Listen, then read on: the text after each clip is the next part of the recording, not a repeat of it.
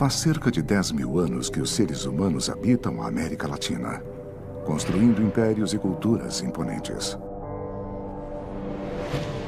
No continente hoje, encontram-se algumas das maiores cidades do mundo. Mas toda a civilização é obra dos homens. Então, quanto tempo levaria para desaparecer o legado dos latino-americanos? Sem manutenção, submetidos ao clima e ao passar dos anos, quanto tempo durariam as construções que são o orgulho e a identidade do continente? Não importa como os humanos desaparecerão, pois não estarão mais aqui e deixarão para trás toda a história da civilização do planeta.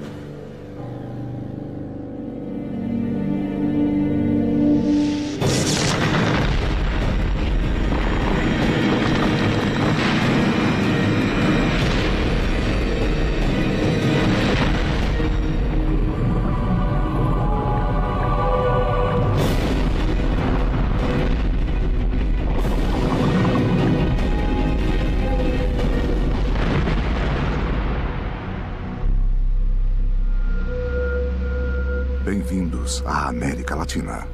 População zero.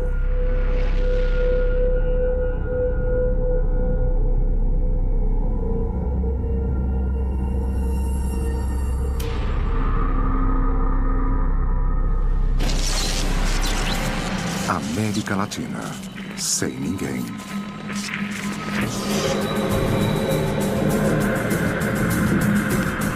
A América Latina, um continente especial, cheio de cidades gigantes e de locais naturais, voltará a ser como era antes da nossa chegada.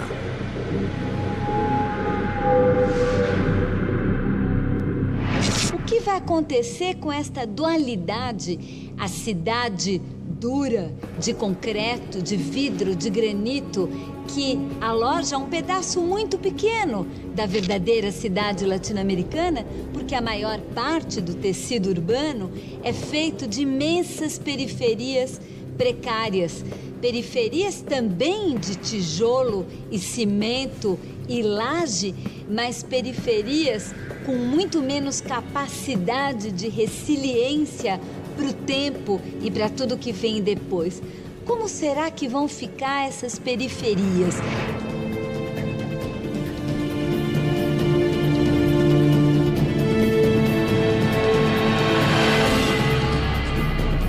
Para um escritor, é uma hipótese muito interessante e perturbadora pensar num mundo sem ninguém.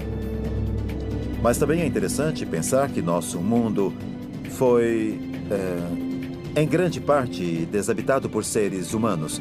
O ser humano ocupa, na história do planeta, apenas um fragmento de tempo. Portanto, não será novidade para o mundo não haver ninguém aqui.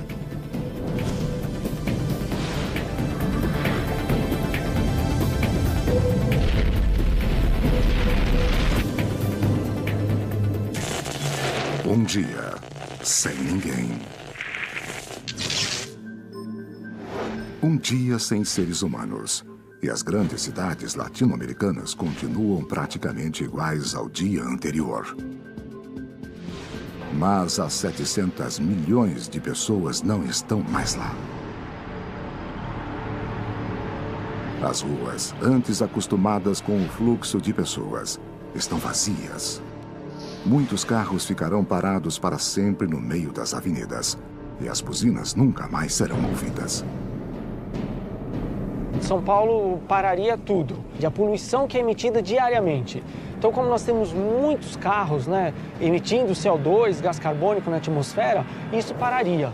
E já seria percebido um clima melhor, um ambiente melhor, para respirar mais oxigênio do que gás carbônico. São Paulo é uma das cidades mais modernas e cosmopolitas da América Latina. Os mais de 41 milhões de habitantes da cidade do estado atravessavam suas ruas para trabalhar, fazer compras ou simplesmente passear. Mas São Paulo foi abandonada para sempre. Primeiro dia sem humanos em São Paulo. Ai, que alívio! Sem trânsito, sem congestionamento. A primeira mudança que vai ocorrer na Terra é uma mudança na atmosfera. A concentração de poluentes na atmosfera vai diminuir e isso vai provocar alterações significativas. Como resultado, as cidades começarão a ser dominadas pelas plantas. As plantas irão, então, se expandir. Diminuindo os níveis de poluição, a degradação dos edifícios, construções e monumentos será bem reduzida. Devido aos baixos níveis de poluição, então o processo de deterioração será mais lento. Mas isso não significa que não ocorrerá. A cidade do México é uma cidade muito povoada, com milhões de pessoas que conquistaram seu espaço pela ação humana, dominando de alguma forma todas as forças naturais para sobreviver. Mas quando os sistemas falharem, um desastre pode acontecer.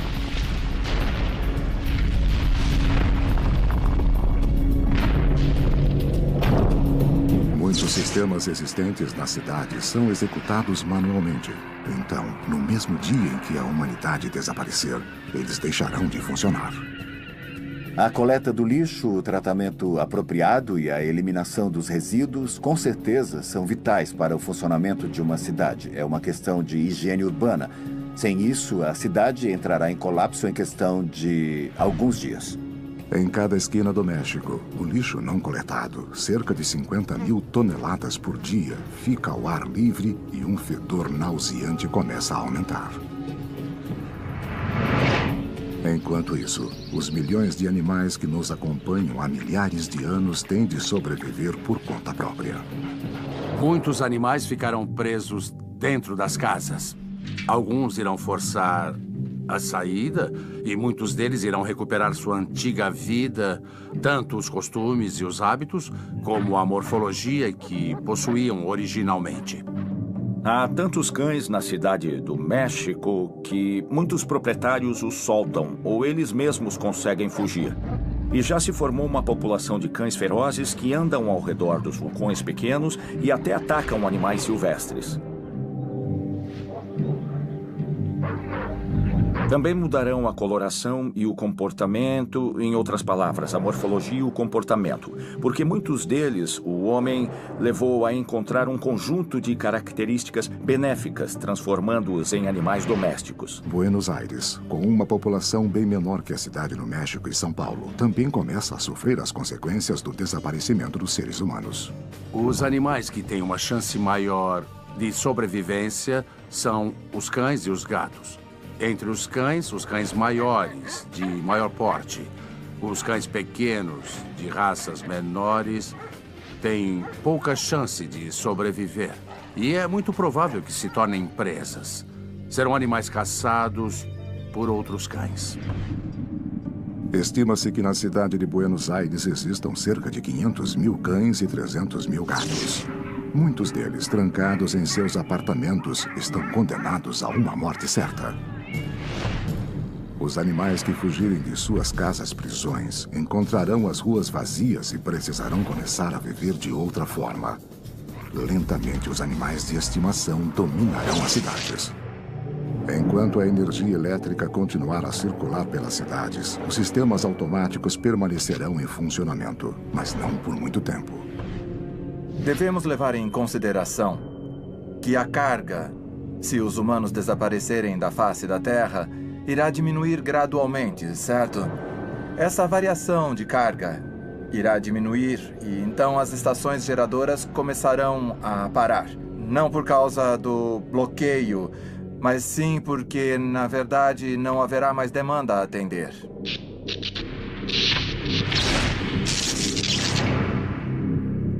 Essas poucas horas de energia elétrica servirão para que os sistemas que a civilização deixou funcionando causem as primeiras catástrofes.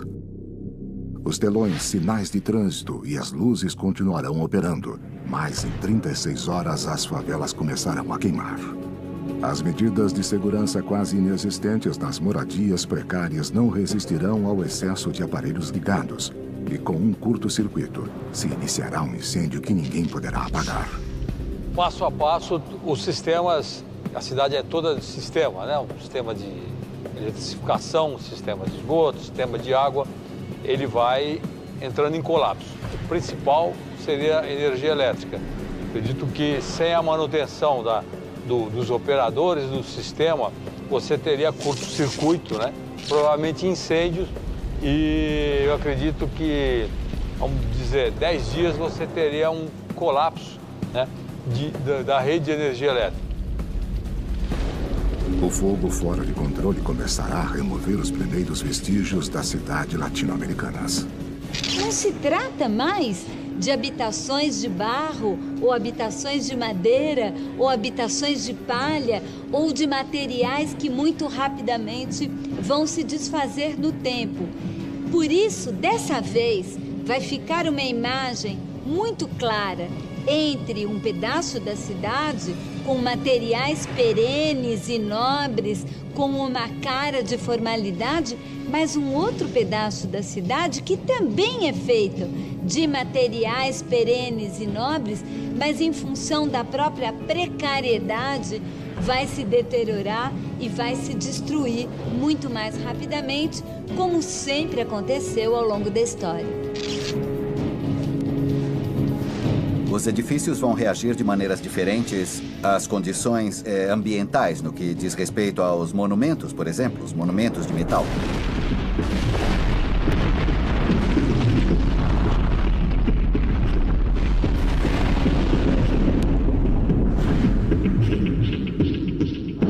Há uma possibilidade significativa de que muitas dessas edificações ou símbolos que testemunharam a história, o desenvolvimento da história do nosso povo, prevalecerão, sem dúvida, desde que as condições meteorológicas permaneçam razoavelmente estáveis. Sete dias, sem ninguém. 7 dias sem seres humanos na América Latina. E os resíduos nas casas e os restos de alimentos são invadidos por insetos e roedores que devoram tudo. Os animais de estimação que sobreviveram percorrem as ruas das cidades em busca de alimento. Há uma semana, os mais de 30 mil anos de convivência entre cães e humanos acabaram-se para sempre. O cão deve voltar a ser selvagem e obter seu próprio alimento. Os cães não são os únicos animais a perceber a ausência do homem, mas para eles a readaptação é mais difícil. Os gatos, mais independentes e menos milênios ao lado dos seres humanos, não têm problemas em obter alimentos. Sua principal fonte de comida, os roedores, saem às ruas fora do horário normal para se alimentar de resíduos. Quando nós vamos visitar as ruínas das cidades maias perdidas e encontramos aquelas paredes de pedra que simbolizam e lembram aquela civilização que se foi, eu sempre me perguntei, e essa civilização? Onde está o lixo dessa civilização? Evidentemente, naquele momento, não havia um consumo e um descarte como é muito claramente marcado na paisagem atual das nossas cidades. Aquelas montanhas de lixo, as montanhas de entulho, numa escala muitas vezes maior ainda do que a escala dos edifícios e das casas.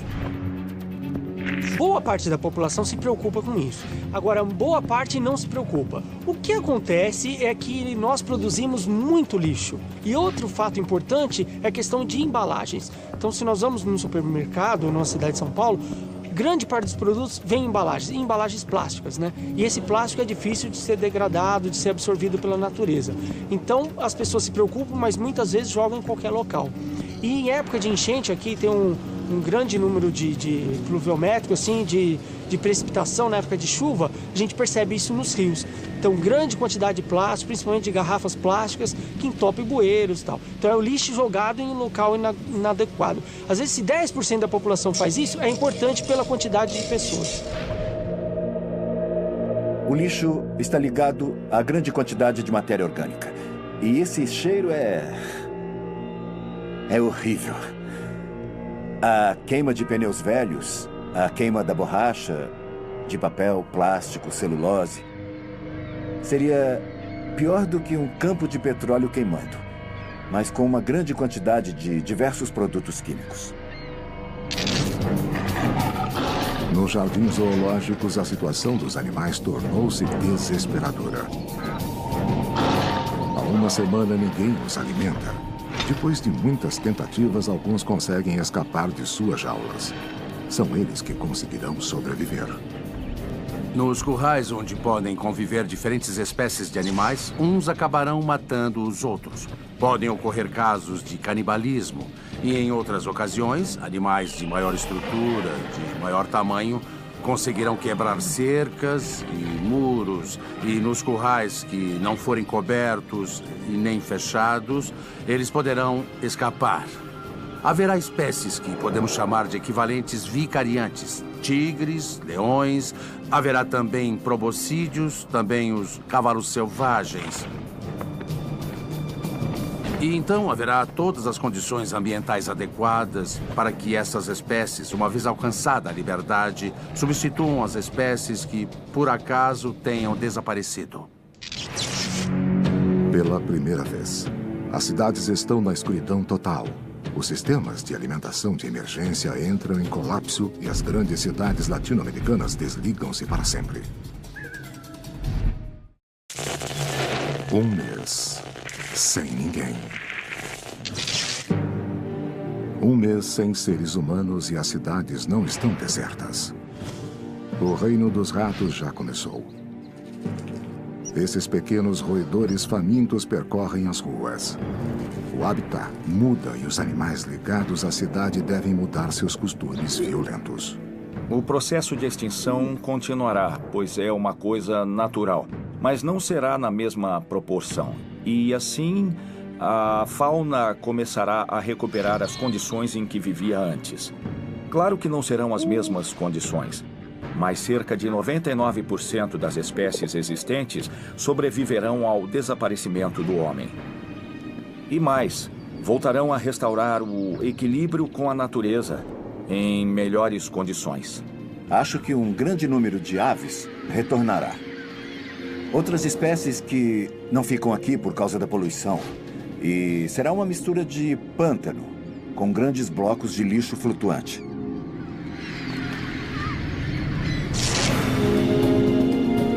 Na fronteira entre Brasil e Paraguai, no Rio Paraná, encontra-se a segunda maior hidrelétrica do mundo e a de maior potência.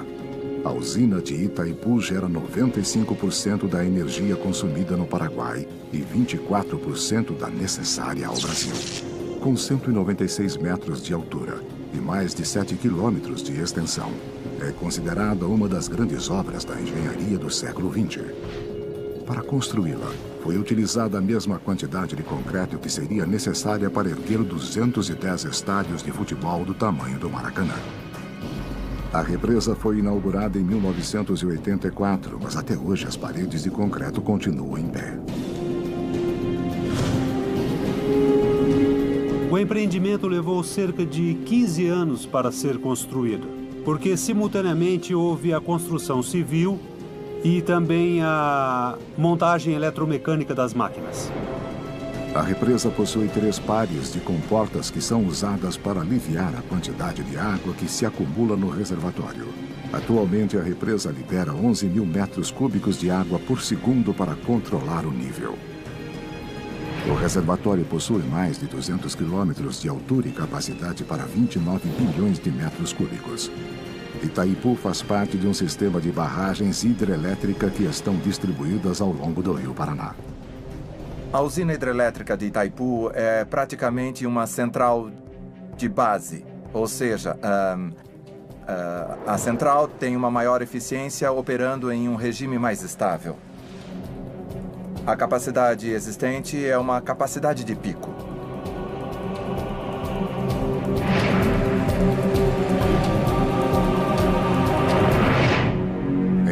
Sem seres humanos, a represa continuará a trabalhar para cumprir o propósito para o qual foi construída. Mas sem demanda de eletricidade, os 20 geradores começarão a desligar um a um. Sistemas de controle agem para manter uma frequência. Se não houver carga, haverá um aumento de frequência. Os dispositivos de controle irão desconectar os geradores e as turbinas continuarão girando no vazio. Estimo que em 6, no máximo 10 horas, as 18 unidades geradoras já estarão desligadas. Com as comportas fechadas, a energia e o fluxo do Rio Paraná em pouco tempo passarão do nível da represa. Possivelmente a água começará a subir com a ausência de seres humanos e passará pela crista da represa. Então se formará uma cachoeira nas comportas que estão no nível inferior. E a água começará a correr.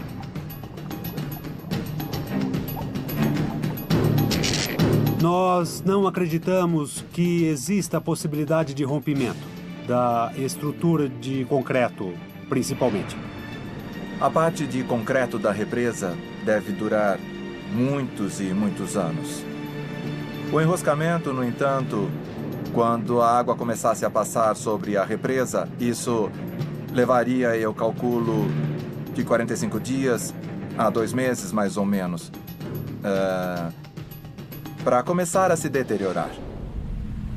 A uma velocidade incrível, uma das maiores obras da América Latina irá desaparecer para sempre sob o rio que controlou por mais de um quarto de século.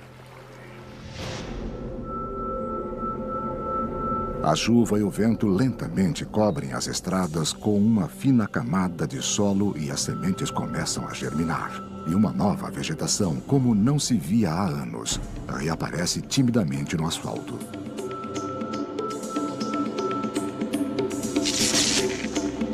Os grandes predadores e os animais que conseguiram escapar do zoológico andam pelas ruas à procura de presas e descansam em parques, florestas e praças da cidade.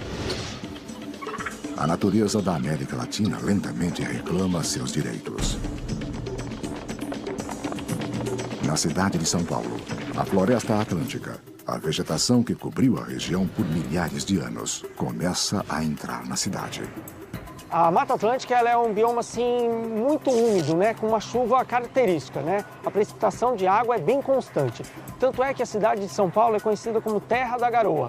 Hoje ela perdeu muito isso, o asfalto que existe, a permeabilização do solo, muitas construções, prédios, casas. Então ela ficou com um microclima muito elevado, a temperatura muito alta. Sem as pessoas, a Mata Atlântica voltaria na cidade, né? O concreto ia acabar, os prédios e a vegetação voltaria. E com essa vegetação voltaria também a garoa mais intensa, né? A chuva e a umidade mais elevada. A América Latina é modificada a uma velocidade espantosa. Um ano sem ninguém. Um ano sem seres humanos na América Latina. E as áreas tropicais e subtropicais mudam drasticamente.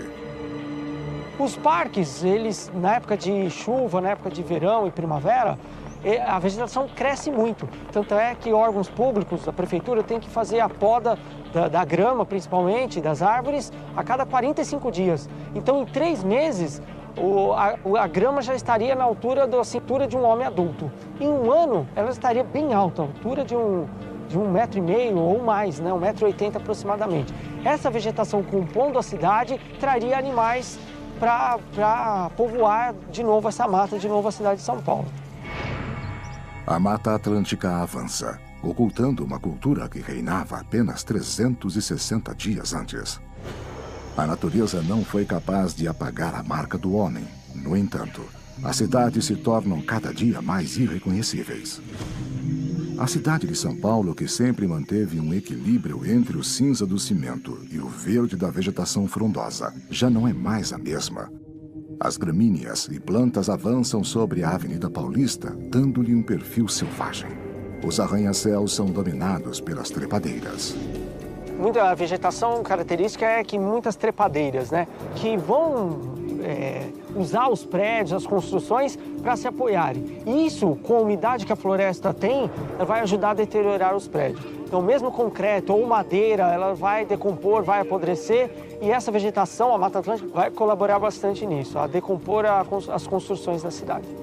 E essa vegetação atrairia muitas espécies, como macacos, bugios, preás, coelhos, lagartos e muitas aves. O Brasil é o terceiro país no mundo com maior diversidade de espécies de aves. No México, o Lago Texcoco, um grande sistema lacustre que cobria o vale antes da chegada do homem, ressurge nas áreas mais baixas da cidade, que antes eram seu domínio.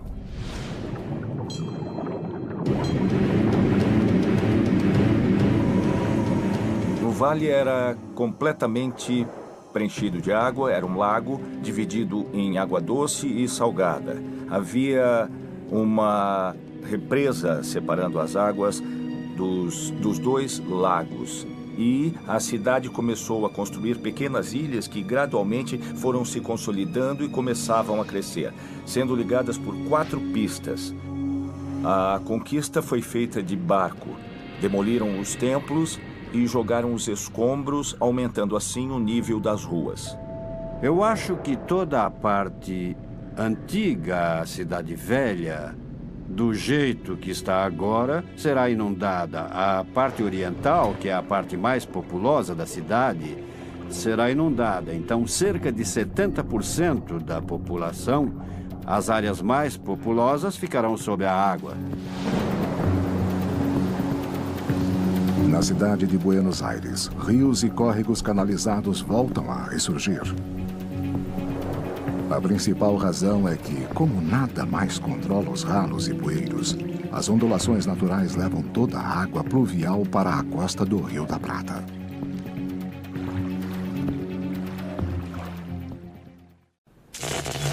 Dois anos sem ninguém. 2 anos sem seres humanos na América Latina. E na primavera, o obelisco de Buenos Aires e os prédios ao redor começam a ser cobertos por trepadeiras e plantas típicas da região. Nem todas são originais, já que muita vegetação adaptada pelo homem ao meio ambiente sobrevive ali. Na cidade do México, a água continua a erguer-se lentamente, escondendo e afundando para sempre uma das grandes culturas da América Latina e do mundo.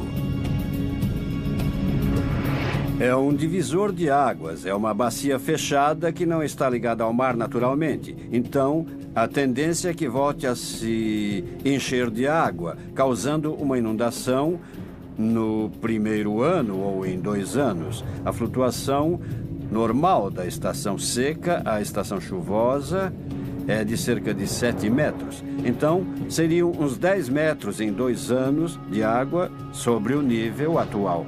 Pode ser muito interessante ver os prédios do centro caindo na água com a vegetação que retornará com um ecossistema formado por vegetação nativa, pássaros, peixes e outros. Seria muito interessante, quase como um filme futurista. A falta de manutenção em pontos delicados começa a gerar alguns acidentes. Sem causar grandes ameaças às estruturas, as grandes construções começam a mudar. Se o prédio se deformar, a janela pode ser submetida a cargas para as quais não foi concebida, entende? Então, se as condições de equilíbrio estático se alterarem, o vidro pode se romper em questão de segundos, apresentando o que em materiais chamamos de falha catastrófica.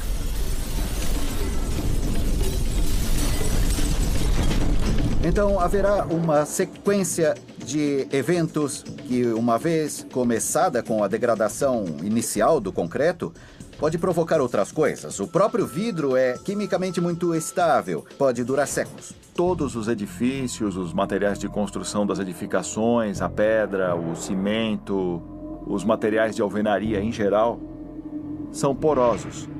Então, se a água se acumular no subsolo, ela começará a subir por capilaridade, amolecendo as bases desses edifícios. As áreas rurais, principalmente de cultivo e animais de pastoreio, também começam a sofrer com a partida do homem. Quando não houver mais humanos, não haverá mais agricultura nem pecuária. E essas pastagens naturais irão recuperar rapidamente o espaço. As culturas não sobreviveriam porque são delicadas. E as espécies que estão mais adaptadas ao meio e que foram eliminadas pelos seres humanos foram removidas e foram subjugadas em prol do cultivo, quando as culturas não tiveram cuidado adequado. Essas espécies que estão bem adaptadas ao ambiente irão ocupar o espaço. As culturas não sobreviverão. Provavelmente com os animais aconteça algo semelhante, mas não tão rapidamente como com a agricultura. Os animais se tornarão indomados, as espécies mais adaptadas ao ambiente sobreviverão.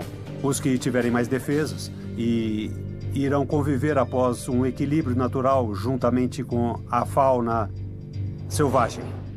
A última safra colhida pelos seres humanos permanece armazenada em silos. Mas dentro desses reservatórios enormes, os grãos fermentam perigosamente.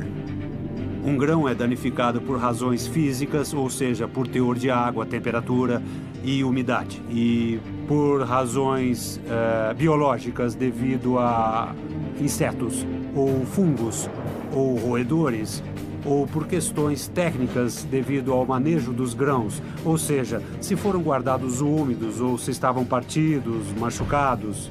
Sem seres humanos, esses grãos permanecem inalterados, resultado dos inseticidas que os protegem. Então, a partir desse momento, se houver a hipótese dos insetos atacarem, grão será transformado praticamente em matéria inerte. E talvez isso cause algum tipo de superaquecimento, podendo levar também a algum processo, inclusive a combustão espontânea. Esses silos enormes, com centenas de toneladas em seu interior, explodem de uma forma que nunca teria ocorrido no tempo dos seres humanos. Mas sem eles, não há como evitar. As explosões perturbam a vida pacífica das pradarias, que já haviam se desacostumado ao som dos tratores e colheitadeiras. 5 anos, sem ninguém. 5 anos sem seres humanos na América Latina. Os grandes edifícios da capital do Chile, Santiago, começam a ser cobertos por eras. Esses prédios enormes estão cheios de vida. As aves de rapina da região encontraram um novo lugar para fazer seus ninhos. Os prédios abandonados vão servir também como um refúgio para aves selvagens e outras espécies de mamíferos em liberdade, podemos dizer. Na cidade litorânea de Praia Grande, no Brasil, o ar salgado trabalhou rapidamente nos ferros de edifícios. No caso das obras litorâneas, próximas ao mar, aí sim nós teríamos o ataque da maresia, que também ataca as estruturas de concreto armado. Então, as estruturas próximas ao mar se deteriorariam mais rapidamente do que as que estão no interior. 10 anos. Sem ninguém. 10 anos depois que o último homem andou pela América Latina, as cidades mudaram drasticamente. Os milhares e milhares de carros que ficaram paralisados em ruas e avenidas são devorados por 2 inimigos que competem entre si e se complementam: a ferrugem e a vegetação. As condições atmosféricas ao nível do mar são muito mais agressivas em termos de corrosão. A umidade, por exemplo, a umidade relativa do ar é muito maior. Então, nesse sentido, os metais que formam as peças de um carro, sem dúvida, tendem a ser corroídas muito mais rápido do que aqui, na altitude da cidade do México. O lago Texcoco, no Vale do México, já voltou a seu nível anterior. A Praça do Zócalo, centro da cidade na época dos seres humanos, desapareceu debaixo da água. O Palácio Nacional e a Catedral Metropolitana estão parcialmente submersos. A água enfraqueceu suas bases e basta um tremor de pequeno porte para que caiam e afundem para sempre. As inundações de 5 ou 7 metros de profundidade podem até mesmo melhorar. Saiu um pedaço de prédio e a água começa a penetrar em seu interior como se fosse um barco. Então eu acho que pode ser muito interessante. 20 anos sem ninguém. 20 anos se passaram desde o desaparecimento da raça humana e a natureza avança desenfreadamente. Na cidade de São Paulo, o monumento às bandeiras próximo ao Parque do Ibirapuera mudou. A natureza voltou a dominar o local e a vegetação avança sobre o monumento de 50 metros de comprimento e 16 de altura. O Ibirapuera parece mais uma floresta selvagem do que o Parque do Tempo dos Humanos. Os mais de 50 parques e áreas protegidas de São Paulo já deixaram seus limites e devoram uma cidade que parecia dominar para sempre a natureza. Em 2 décadas, o processo natural em todo o continente já foi restaurado. O processo natural, em geral, é que os lagos se encham de sedimentos e a quantidade de água ocupe maior extensão, que haja mais evaporação, que os sais se precipitem e a vegetação vá mudando.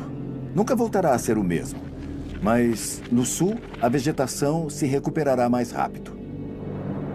E também, com um maior número de lagos, virão mais aves, com mais sementes e mais pólen. No norte, onde há menos oferta de água limpa, será uma área pantanosa. Insalubre, mas que possivelmente acabará com os sistemas de drenagem e chegará a níveis mais elevados. 20 anos após a partida dos seres humanos e os outrora modernos arranha-céus de La Portada, em Santiago do Chile, abrigam uma nova vida em seu interior. As espécies que habitariam o local serão as voadoras. Com certeza se transformará em um ninho de condores, de aves nativas. Provavelmente também haverá roedores e gatos que de algum modo conseguiriam subir no local e provavelmente se tornará um edifício bem interessante quando habitado por esses novos seres. Há morcegos que dispersam sementes, são polinizadores, ou mesmo podem carregar pólen ou sementes que caem nesses lugares e começam a crescer.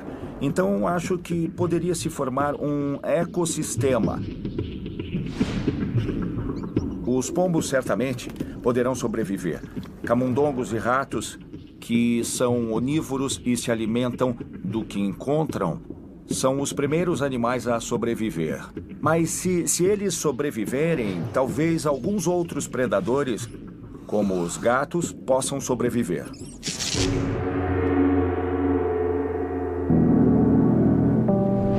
Duas décadas também foram suficientes para que a Calçada dos Mortos, que ligava as pirâmides do Sol e da Lua em Teotihuacan, volte a ficar escondida. A Calçada dos Mortos é uma série de pátios em diferentes níveis. Não é uma avenida, não é uma calçada como a conhecemos. E muitos templos têm suas fachadas principais e escadas em direção à Calçada dos Mortos. A parte superior, retangular, que é como um grande painel, parte dela virá abaixo. Porque foi o que vimos, o que se vê nas partes corroídas que não foram restauradas. As rampas têm um declive, o que seria muito mais estável do que a parte de baixo da edificação, que está exposta de alguma forma, como as pinturas nas paredes, e isso provavelmente será perdido.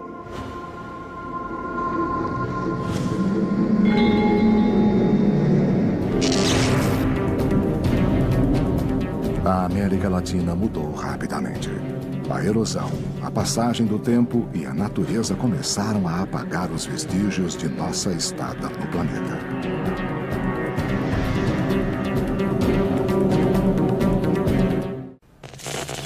– 30 anos sem ninguém.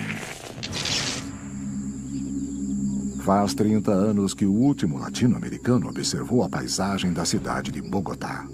Mas tudo mudou e se algum humano retornar, terá dificuldade em reconhecer o bairro em que vivia e trabalhava. A floresta tem avançado pela cidade. Casas, edifícios e estradas se escondem sob a vegetação. Esta cidade que viveu e se desenvolveu por mais de 500 anos não conseguiu sobreviver ao desaparecimento dos colombianos.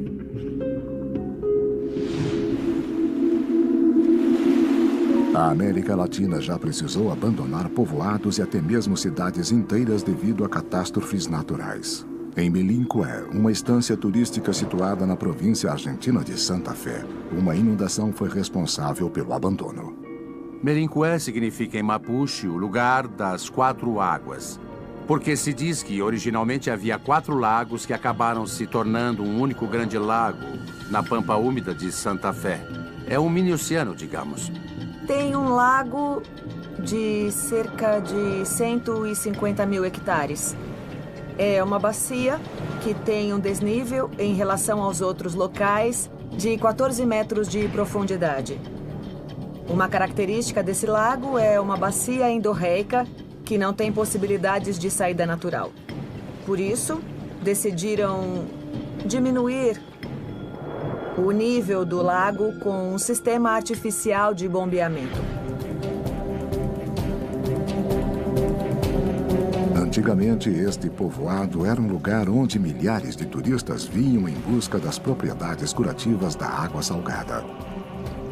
Com a inauguração de um hotel em 1933, o turismo começou a florescer e a Idade do Ouro chegou à região. Havia um balneário e, digamos, o hotel era a principal construção. Em 1970, o hotel e uma parte da cidade ficaram debaixo d'água. 30 anos foram suficientes para que a água destruísse tudo na região. Houve uma forte chuva, 300 milímetros mais ou menos, e isso causou a inundação e a elevação do nível das águas do lago. Bom, o lago destruiu grande parte da cidade, digamos, e grande parte do balneário. Tinha chegado no povoado, o cemitério estava debaixo d'água, por exemplo, e tinha chegado a quase 3, 4, 5, 6 quarteirões dentro do povoado. E no lado oeste da cidade, tudo estava inundado. Em 2000, a água baixara, mas já havia feito seu trabalho de desgaste nas fundações das casas. A água é um dos inimigos mais poderosos dos edifícios de concreto e de outras construções modernas. Que são de ferro, essencialmente, e a água do lago, que tem a característica de ser muito ácida, com um pH alto, o corroeu, chegando a dissolvê-lo completamente. 75 anos, sem ninguém. O Anjo da Independência é um dos maiores símbolos da cidade do México. Na época dos seres humanos, essa estátua de 45 metros de altura e pesando 7 toneladas era um ponto de encontro dos cidadãos. Essa escultura de bronze banhada em ouro, que simboliza o fim do domínio espanhol sobre os mexicanos, também não pôde resistir ao teste do tempo e à ação da água em suas fundações. Ela tem uma estrutura metálica que forma a coluna, e esta coluna é coberta de blocos de pedra da pedreira de Echegaray. O anjo é de bronze, revestido de folha de ouro. Então é uma película muito delicada, e embora seja ouro, isso não é suficiente para suportar as condições ambientais a que deve resistir na altura em que está. Ela tem um verniz para que a laminação dure um pouco mais. O fato de sermos livres, de sermos uma nação, é o que isso representa para nós. Então, sempre que nós temos que fazer alguma coisa, qualquer coisa importante, qualquer celebração, qualquer evento, tem a ver com o Anjo da Independência. Esse símbolo é a alma de quem somos. E muito da alma de quem somos está nesses monumentos. E um dos nossos trabalhos, dos nossos desejos, é fazer com que isso perdure. Talvez até mais do que eu ou qualquer um de nós que está aqui agora. Após 75 anos sem manutenção e com o desgaste constante da água, um dos símbolos da liberdade latino-americana cai. No entanto, não há nenhum ser humano para sofrer com esse paradoxo cruel.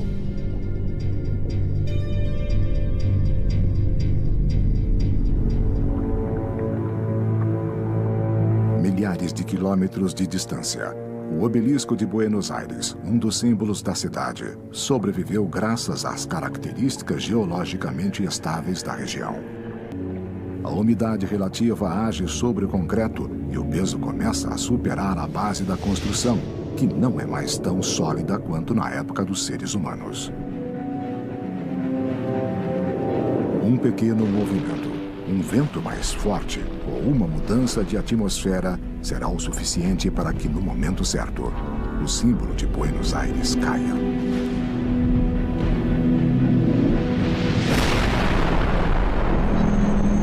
Algumas aves, antas e avestruzes que voltaram à região que habitavam antes dos seres humanos são as únicas testemunhas da queda do monumento.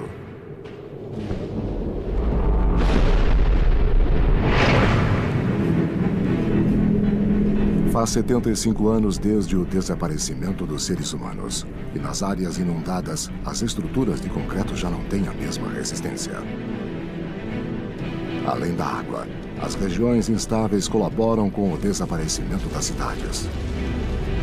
Basta um pequeno tremor e um prédio do centro do México desmorona. O edifício, que já havia suportado, cai vítima da falta de manutenção e reparos que seriam necessários para que continuasse em pé. O concreto é um aglomerado de substâncias conhecidas como óxidos, óxidos de silício, de alumínio, alumínio silicato, que têm a característica de se degradarem com o tempo, principalmente se as condições meteorológicas forem muito agressivas. Começam a se carbonatar, ou seja, começam a se decompor em outras substâncias que podem provocar a quebra ou a falha do concreto ao longo do tempo, se não for feita a manutenção adequada.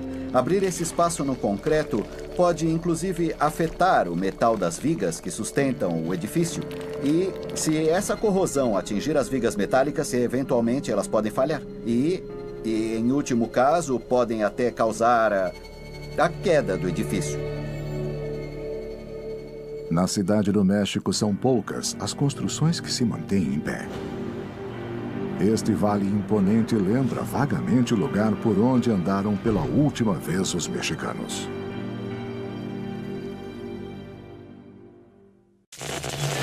75 anos. Sem ninguém. 75 anos depois que o último ser humano cortou a grama nas margens do Rio Tigre, em Buenos Aires, a floresta recuperou seu esplendor. O Rio Paraná já superou todas as barragens que diminuíam seu fluxo e voltou ao normal. As áreas ao redor são extremamente férteis devido às condições meteorológicas e à enorme quantidade de limo no rio. Esta combinação deu ao local, antes do tempo dos humanos, uma biodiversidade extraordinária que lentamente começa a se reinstalar na região.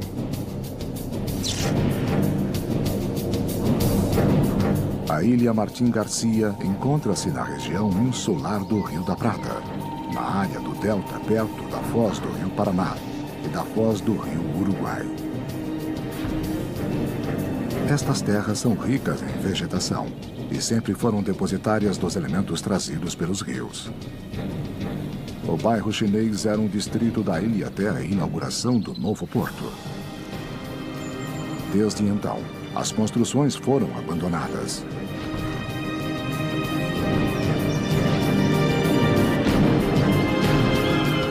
A natureza lentamente tem se adaptado, incorporando cada casa, cada quarto, como parte de sua geografia.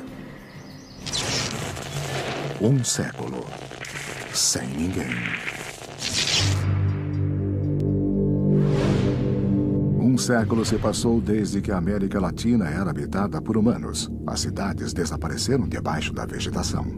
Boa parte dessas cidades foram cidades construídas para os automóveis. Então imagino aquele monte de sistemas viários, como nós dizemos em português, os espaguetes viários, os viadutos, lotados de carros sem ninguém. O que vai acontecer com essa imensa infraestrutura viária? Nas ruínas de um futuro sem humanos, o que vai sobrar são as enormes vias expressas e viadutos que marcam a paisagem das nossas cidades? A rodovia Pan-Americana, com 48 mil quilômetros, é um sistema de estradas e rodovias que praticamente unia o continente americano de uma extremidade à outra. A área da rodovia poderá se transformar em corredores de fauna, corredores de povoamento. Imediatamente será invadida por espécies de arbustos e árvores. Nas estradas e rodovias poderemos observar as fissuras, a presença de rachaduras, de buracos, não é? Que também serão colonizados inicialmente por algas, líquens, e logo em seguida começarão a crescer plantas, especialmente gramíneas. Então, em pouco tempo, as rodovias serão convertidas em campos com vegetação densa de arbustos, árvores e também com gramíneas rizomatosas. Hoje, apenas algumas paredes de concreto e restos quase irreconhecíveis de carros são tudo o que resta desse projeto que esteve a 87 quilômetros de unir todo o continente. As estradas, em muitos casos, serão usadas como corredores. Parte da mesma construção humana facilitará a passagem dentro desse ecossistema de concreto.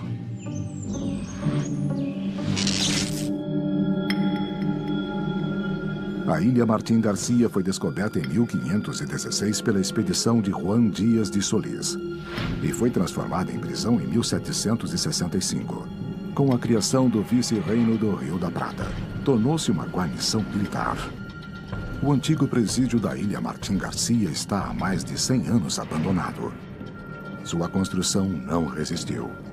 Suas ruínas são apenas indícios de seu antigo esplendor e a natureza já faz parte de sua fundação.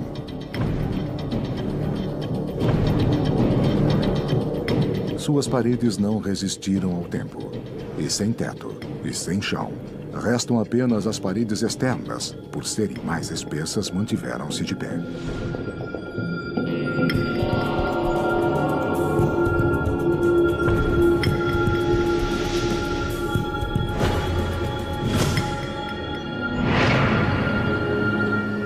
Em 100 anos, a natureza impôs seu poder.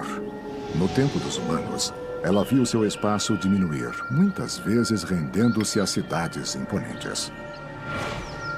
Hoje, os animais não se lembram dessas alterações e descansam em locais que no tempo dos homens seriam impensáveis. Os descendentes dos animais que viviam em zoológicos percorrem os locais onde antes caminhavam humanos, e outros retornaram a seus lugares de origem. Finalmente, os predadores, que é o grupo que os seres humanos mais afeta, bom, este grupo voltará a retomar suas populações naturais, digamos, e isso permitirá que seja reconstruída a famosa pirâmide alimentar com esses animais na parte superior, sendo os megapredadores. Quanto aos herbívoros, suas populações também deixarão de ser afetadas pelo homem que os caça. Então também aumentarão. E novamente voltará ao ciclo natural desses grandes herbívoros, que é alimentar os grandes carnívoros. 100 anos também marca o começo do fim das grandes construções projetadas para resistir ao tempo. No topo do Morro do Corcovado, o Cristo Redentor, símbolo da cidade do Rio de Janeiro e uma das 7 maravilhas modernas do mundo, observa um planeta sem seres humanos. Esta enorme construção de 38 metros de altura e mais de 1000 toneladas também não fica alheia ao desaparecimento das pessoas. O concreto é um material de construção que foi desenvolvido a partir de um aglomerante básico que é o cimento. Esse cimento, apesar de ele ser produzido em larga escala e ter um custo barato, ele é um produto industrial que requer muita tecnologia. Tão incrível que nós conseguimos fazer o que a natureza levaria milhões de anos para fazer, que seria uma rocha, se nós conseguiríamos produzir essa mesma peça com a forma e a geometria aqui desejada pelo homem em muito pouco tempo. No entanto, um século sem manutenção foi o suficiente para que a natureza escale a estrutura e comece a desgastá-la de forma que as construções modernas não podem resistir. As trepadeiras que iriam invadir as edificações e esconder essas edificações e criar ambientes propícios justamente ao desenvolvimento de fungos, porque eles praticamente convivem numa simbiose. Então, eu diria que as plantas teriam um papel de ajudar nessa deterioração. E a raiz tem um poder de expansão destrutivo por causa das suas forças de expansão, e ela iria destruindo as estruturas, as fundações das estruturas.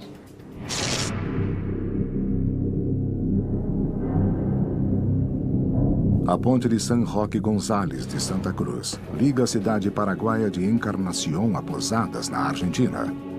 Atualmente é uma das fronteiras mais transitadas entre os dois países.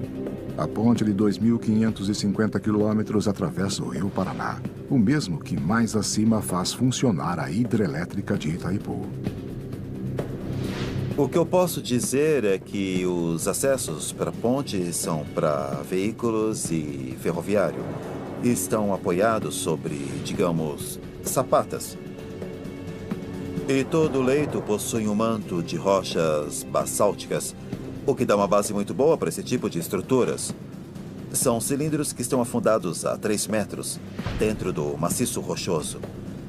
Também há fundações de estacas. E tem uma área da ponte principal que é sustentada por cabos, que são os tensores que podemos observar. A ponte foi construída com materiais de alta qualidade, com concreto muito especial, o que pode conferir à estrutura uma longevidade significativa. No tempo dos humanos, a ponte, fundada em 1990, era submetida a constantes análises para determinar suas funções e substituir componentes defeituosos ou danificados. No entanto, passaram-se 100 anos desde a última revisão e os materiais fadigados começam a falhar. Os metais se degradam de diferentes formas. Há metais como o alumínio, o aço e mesmo o bronze que, ao se oxidarem, ao se combinarem com o oxigênio na superfície, aparece uma camada de óxido passivante, chamada de pátina em alguns casos, que protege o interior do material do processo de corrosão. Então, quando ocorre a passivação, o material já não sofre nenhuma degradação. É por essa razão que, sob condições de ataques atmosféricos propícios, o metal pode durar muitíssimos anos. Sem os seres humanos, as pontes continuam a manter sua função, ligar duas margens da costa. Faz 100 anos que os animais utilizam a ponte como um caminho natural em sua migração. Mas eles não poderão fazer isso para sempre. A corrosão por causa da tensão fica cada vez mais grave. E entrará em uma progressão não aritmética, mas sim exponencial, certo? Que com certeza irá encurtar facilmente o tempo. As braçadeiras, fracas e oxidadas, estão prestes a falhar. Vemos como se fosse algo realmente rígido, mas na verdade é flexível e está vibrando constantemente. Essa vibração, embora haja elementos que a absorvam, percorrem o cabo, chegando a extremidade e agem como se pegássemos uma lata e a dobrássemos várias vezes, quebrando-a devido à fadiga. Após um século e meio, as margens deste grande rio voltam a ficar separadas para sempre, como havia sido desde muito tempo antes dos humanos. 150 anos sem ninguém. 150 anos após a saída do homem da América Latina, as construções modernas, que foram edificadas com materiais muito mais frágeis do que as antigas, começam a desmoronar uma após a outra. Primeiro é a vez dos arranha-céus de La Portada, em Santiago do Chile. Os sistemas de instalação de um edifício como este deixarão de operar. Todos os sistemas de manutenção e também a sua fachada vai começar a se deteriorar, o que obviamente fará com que este edifício entre em processo de deterioração. Este prédio, que era o orgulho da cidade, com quase 200 metros de altura, se foi para sempre.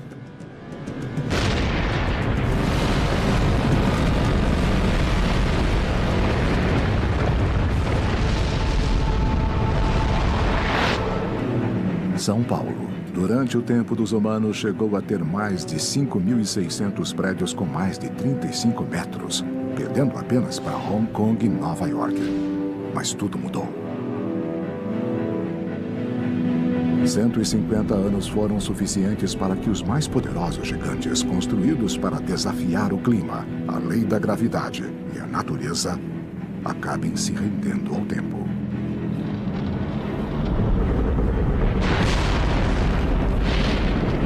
Um a um, os grandes arranha-céus de São Paulo caem. O edifício Copan, um dos mais emblemáticos de São Paulo, com 140 metros de altura, desaba. Os prédios desaparecem e São Paulo recupera suas paisagens originais. Portanto, todas as estruturas que até agora a humanidade construiu terão, de alguma forma, um fator de sobrevivência que depende fortemente do material utilizado. As cidades ainda conservam suas formas. Os arbustos escondem seu esplendor, mas o solo é o mesmo. E essa característica também está prestes a mudar para sempre. Em nossa época, as cidades tinham uma intensa vida na superfície, mas muitas atividades também se desenvolviam no subsolo. Você vai ter realmente rombos, né? Trincas enormes, falha nas estruturas de concreto. E aí você vai ter águas jorrando e o que acontece? O aço da armadura do concreto, ele vai se corroer, vai praticamente desaparecer. Você tem aqui grandes vãos. Inclusive ali que tem aquele círculo enorme que nós chamamos de Maracanã, né? Ali você tem um ponto frágil, que é uma falta de estrutura. Isso daí é o primeiro caminho. Em seguida, elas vão cair. Os pilares, que trabalham eminentemente a compressão, a boa parte deles ficará. E você terá, em volta dos pilares, alguns pedaços, algum toco de laje e vigas. Então, você vai ter esse concreto caindo. Mas isso vai ser muito gradativo, como eu falei, porque as lajes e vigas primeiro, os pilares ficarão. Alguns trechos de túnel, que eu citei o da Paulista, os impermeabilizados, os de ferro fundido, ficarão. Após 150 anos, os últimos túneis desabam. – 200 anos sem ninguém. Passaram-se 200 anos sem seres humanos na América Latina e as cidades não são as mesmas. As áreas florestais do continente mostram 200 anos de abandono. Regiões que foram habitadas, onde grandes civilizações foram construídas e, mais tarde, abandonadas. As missões jesuíticas foram estabelecidas em território espanhol no século 27. nas regiões das províncias do Paraguai e do Rio da Prata. O objetivo dos jesuítas era construir cidades para os Guarani. Lá, eles ensinavam a cultura ocidental e evangelizavam os nativos, enquanto aprendiam costumes locais. Esse sincretismo se refletiu na arte e nas construções erguidas. Em 1744, lá viviam mais de 84 mil índios. As missões tinham sido bem-sucedidas. No entanto, em 1767, a Ordem dos Jesuítas foi dissolvida pelo Papa e os sacerdotes precisaram deixar a área. Aos poucos, essas cidades foram abandonadas há mais de 200 anos. Durante esse tempo, a natureza avançou sobre as construções, deixando em ruínas uma civilização que prometia durar para sempre, quase como um exemplo da utopia mítica. Essas construções antigas devem sobreviver por muito mais tempo do que os edifícios modernos. O concreto, exceto quando a haste começa a oxidar, principalmente pela salinidade em cidades que ficam perto do mar, começa a ser corroída e a se romper, e o concreto acaba se partindo. A água também ataca as bases. Um por um, os edifícios da cidade do México caem. Basta um simples movimento de solo para iniciar um espetáculo preparado há 200 anos.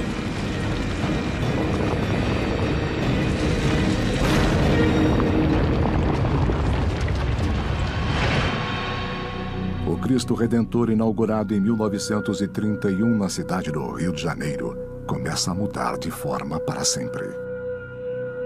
O elemento mais importante do monumento não é a sua existência física, mas é o elemento simbólico que ele carrega na relação com aquelas pessoas. O Corcovado, o Cristo Redentor no Rio de Janeiro, além de ser belo e de a partir dele se ter uma bela vista da cidade, ele representa também uma civilização, a civilização carioca do morador do Rio, e ele só tem significado enquanto essa civilização perdura. Portanto, eu não vejo como possa existir um monumento sem a civilização que lhe confere um significado e uma importância. Um de seus braços enfraquecido cai com o próprio peso. –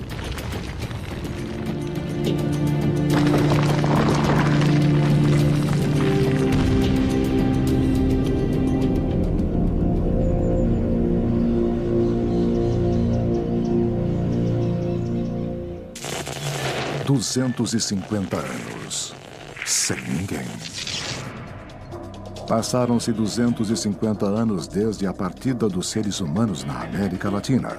E nos morros do Rio de Janeiro, o Cristo Redentor que coroava a cidade já não vê a mesma paisagem que observava quando fora construído. E não verá mais. 250 anos foram tempo suficiente para que se mantivesse sem manutenção. O corpo que ainda sobrevivia, coberto pela vegetação, cai para sempre. O terreno não suporta mais seu peso. A inclinação é maior do que o ideal e a gravidade termina de fazer seu trabalho. O que nos perguntamos é: esse mundo sem humanos será percebido por quem? Pensemos nos símbolos nacionais, nas bandeiras de cada um dos nossos países. Pensemos, por exemplo, em cada um dos símbolos pátrios. Quem poderá interpretar o significado dessas convenções, que são, em última análise, os símbolos? Onde ficará a identidade da América Latina se não forem esses símbolos? Que certamente ficarão em pé. Mas que inteligência poderá interpretá-los? Outro símbolo de São Paulo, o edifício Itália, também cai no meio da selva. Os animais morrem esmagados, ficam sem moradias e devem reajustar-se a uma nova paisagem, mais uma vez.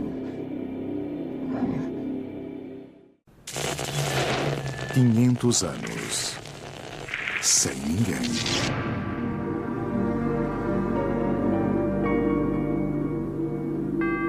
Quinhentos anos se passaram desde que o último latino-americano pisou neste local que em nada se parece com o que conhecíamos. Na antiga cidade de São Paulo, os imponentes edifícios foram caindo um a um. As ruas enormes cheias de carros foram apagadas pela vegetação. Os parques ultrapassaram todos os limites e tornaram-se selvagens de novo. Os milhões de seres humanos que habitavam a cidade foram substituídos por animais que regressaram e outros que precisaram adaptar-se.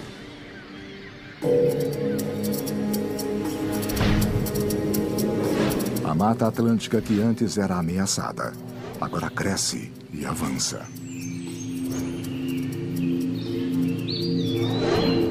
A Mata Atlântica é um bioma muito importante no Brasil e é único, só existe no Brasil. Hoje, infelizmente, só existe 7% de Mata Atlântica que existia originalmente em 1500. Essa Mata Atlântica está mais concentrada no estado de São Paulo e na borda da cidade de São Paulo. E ela tem uma vegetação muito rica e uma diversidade de espécies animais também muito rica. E isso é importante para a cidade de São Paulo. Se a cidade de São Paulo não existisse, não tivesse mais pessoas, essa mata iria voltar onde ela é originalmente, aqui na cidade de São Paulo. O Rio da Prata devorou uma parte da cidade de Buenos Aires. E o restante foi destruído pela vegetação, rios e córregos que retornaram ao território. O México recuperou totalmente seu sistema lacustre. A urbanização que começara 1.200 anos atrás, quando os astecas encontraram Quetzal com a serpente na boca, um símbolo de que era o lugar indicado pelos deuses para fundar sua cidade, se foi para sempre. 1000 anos. Sem ninguém.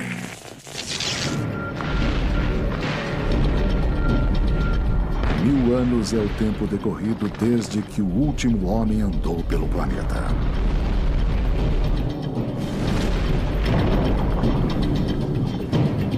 Nenhum latino-americano conseguiria reconhecer seu lar.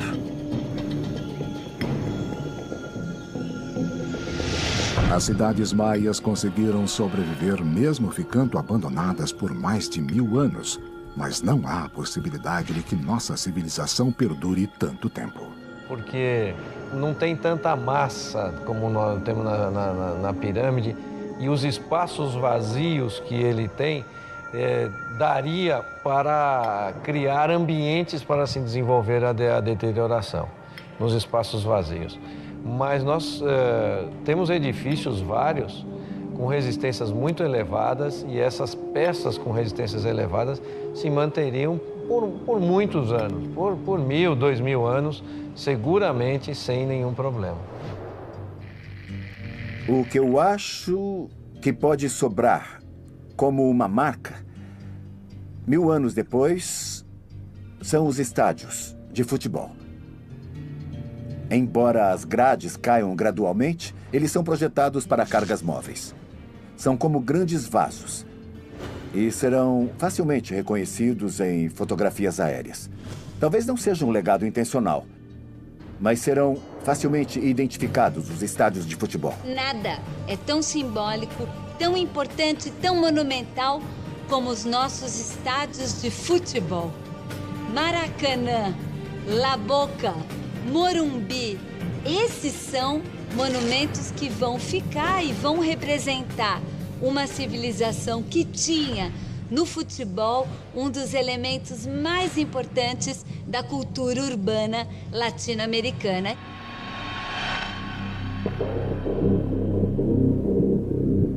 Algumas construções sobreviverão, mas paradoxalmente muitas serão as que utilizaram técnicas milenares.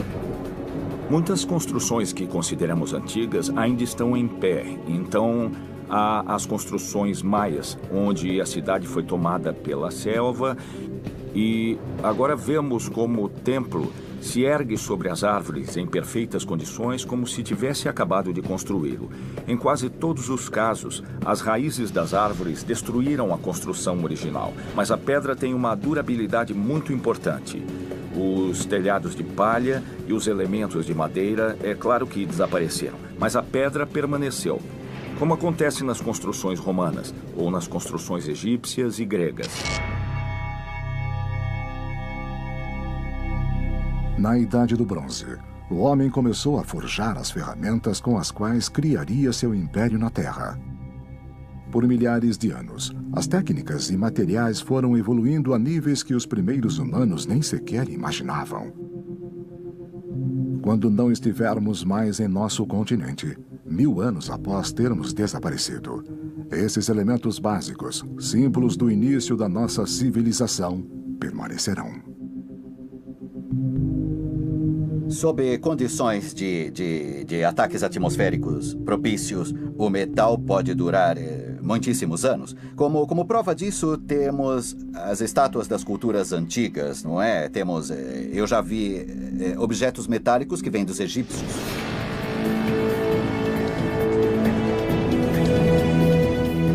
Na Cidade do México, encontra-se a segunda maior escultura de bronze do mundo, El Cabalito.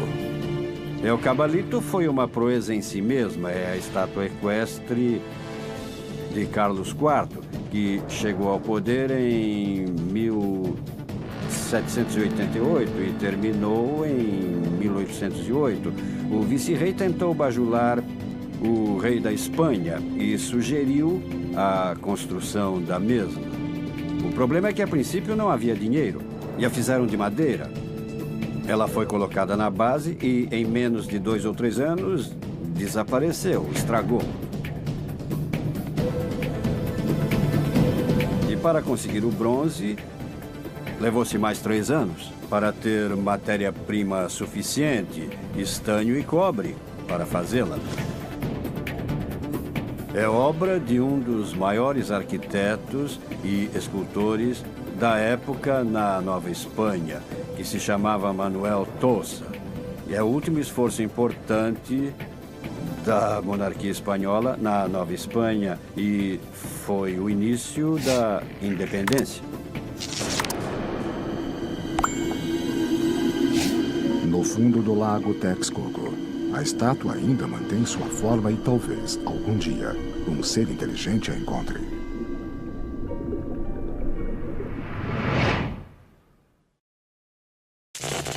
Mil anos sem ninguém.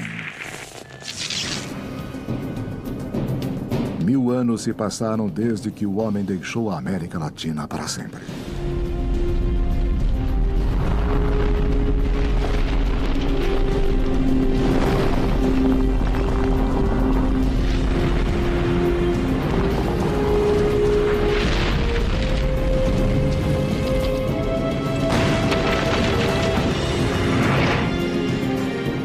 As terras voltam a ser virgens e permanecem como quando o homem pisou pela primeira vez em seu território, mais de 11.000 anos antes.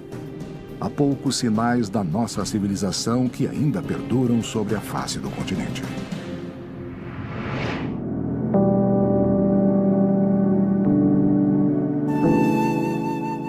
No Vale do México, a 45 quilômetros da cidade, encontram-se as ruínas da maior cidade da antiga América Latina, Teotihuacan, o lugar onde os deuses eram venerados na língua náhua. Estima-se que aqui chegaram a viver cerca de 200.000 pessoas. Era uma população tão grande que nem sequer havia muralhas para defendê-la de ataques externos. Teotihuacan é a parte da civilização mesoamericana de um período muito especial, que é o famoso período clássico. Então, Teotihuacan manifesta-se como uma cidade.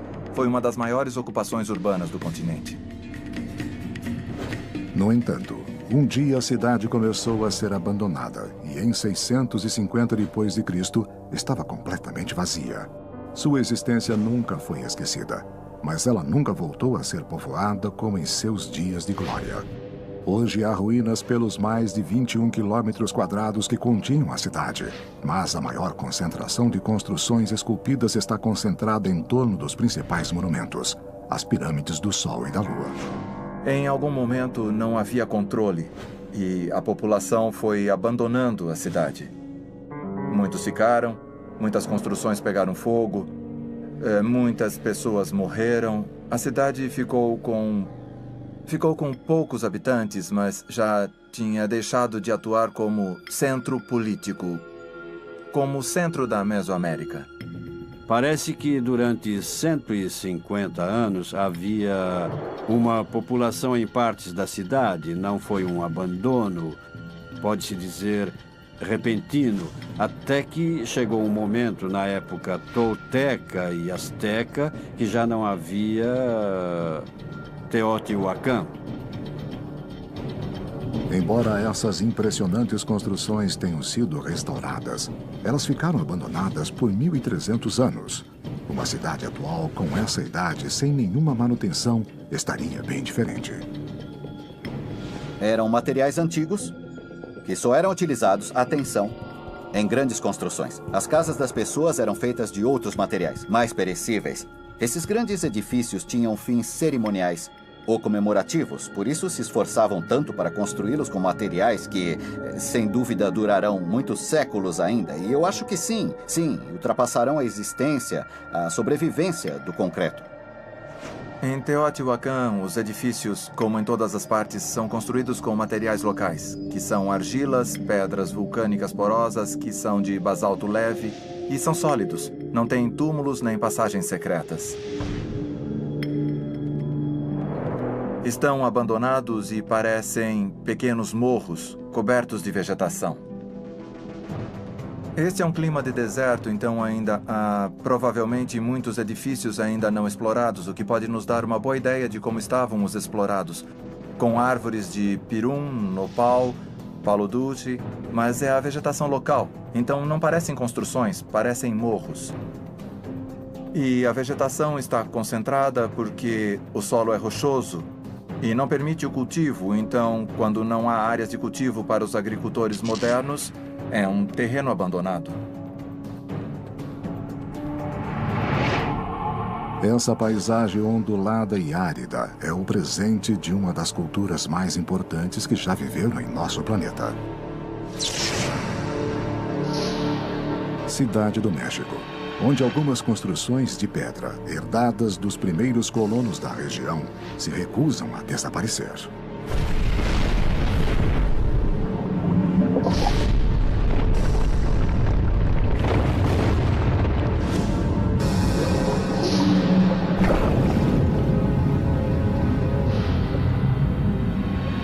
Mas uma última estocada da natureza está prestes a acabar com qualquer vestígio da nossa civilização. O Popocatépetl é um vulcão, ou seja, ele teve erupções de tipos diferentes. Algumas catastróficas e outras graduais. Às vezes, as erupções são apenas emissões de cinzas, mas em outras etapas são fluxos de lava. E pode explodir, dependendo do tipo de erupção. É possível que se retorne a uma paisagem geológica de vulcões ativos, como era na época de Cristo.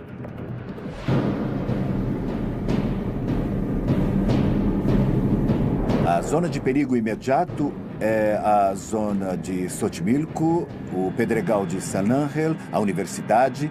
Podem ficar cobertos de lava e cobertos de produtos tais como bombas vulcânicas e também cinzas. Isso afetará a vegetação imediatamente, mas em cerca de 2.000 anos, a vegetação voltará a se recuperar sobre a lava, principalmente sobre a lava basáltica.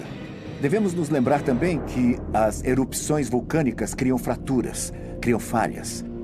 Então pode ser um relevo diferente e os vestígios da cidade serão enterrados.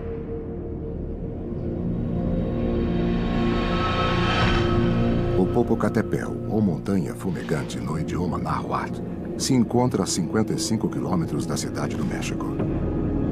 Este vulcão, que dormiu por 1000 anos, acorda para terminar para sempre com os vestígios da cidade do México.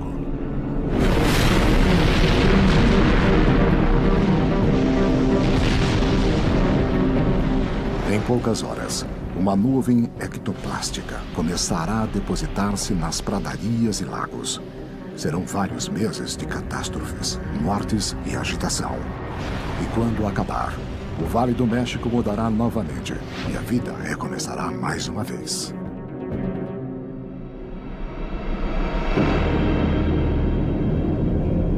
O que entenderia uma inteligência alienígena na Terra se chegasse e visse a nossa civilização, as nossas cidades destruídas? O que entenderia? Porque diferentes culturas convivem na América Latina. Como interpretarão os grandes edifícios em cidades como Buenos Aires, como São Paulo e Caracas?